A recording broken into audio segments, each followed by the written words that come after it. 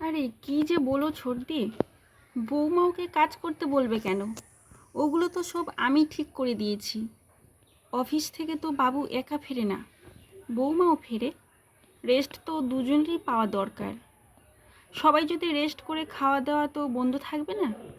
আর সকালে রান্নাটা আমিই করে দিই, দুজনেই অফিস যাই। তোমার দাদা আর আমি এমনিতেই ভোরে উঠি, দুজনে মর্নিং ওয়াক সেরে এসে আমি রান্নাটা বসিয়ে দিই। তোমার দাদা তখন হাতে হাতে হেল্প করে দেই। কাজের আবার মেয়েলি বলে কিছু আছে নাকি? তুমি তো জানো আমি ছেলেকে সব কাজ শিখিয়েছি। তোমার দাদাও তখন কত কাজ করে দিত, এখনও তাই করে। কাজ কাজই।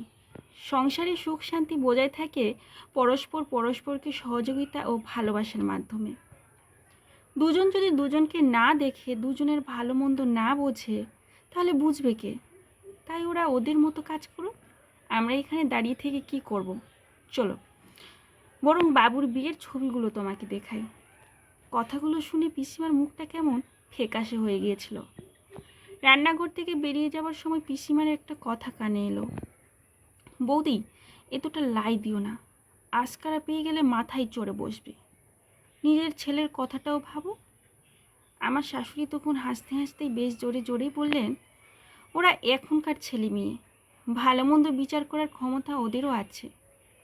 আমি আমার মতো করে চালাতে চাইলেও চলবে না। সময় বদলেছে, তাই ওদের জীবনযাত্রার সঙ্গে আমাদের অ্যাডজাস্ট করতে হবে। আর তা না পারলে সমস্যা বাঁধবে। নিজেদের আধুনিক হতে হবে আরও। পুরনো রীতিনীতির সঙ্গে ওদেরকে মেলালে আর চলবে না। বুঝলে ছোটদি, বৌমা কখনো নিজের মেয়ে হয় না, আর শাশুড়ি মাও নিজের মা হয় না। নিজেদের মধ্যে বোঝাপড়া থাকলে একটা বন্ধুত্ব হয়ে যায়। আমার ছেলেটার ভালো থাকার কথা চিন্তা করতে গেলে বৌমাকেই বাঁচতে হবে বেশি। আমি তো বাবুর বিয়ের পরেই বাবুকেই বলে দিয়েছি যে কাজটা নিজে করে নিতে পারবে সে কাজটা নিজেই করে নিও। বউ এসেছে মানে বউয়ের উপর হুকুম করে পায়ের উপর পা তুলে বসে খাবে, সেটা চলবে না। বুঝতে হবে সেটা তোমার বউ, কিন্তু তার সব কিছু ছেড়ে তোমার কাছে এসেছে। তুমি কিন্তু যাওনি, তাই তোমাকেই সহযোগিতা করতে হবে, তোমাকেই অ্যাডজাস্ট করতে হবে বেশি। আজ 5 বছর হলো এই বোঝাপড়ার মধ্য দিয়ে সব কিছু চলছে ভালোভাবে। না আছে ঝামেলা, না আছে অশান্তি। ব্যালেন্সটা শিখতে হয়। তার জন্য লাগে উন্নত মন আর উন্নত মনের মানুষ। সেই উন্নত মানসিকতার সংস্পর্শে থাকলেই সংসার সুখের হবেই।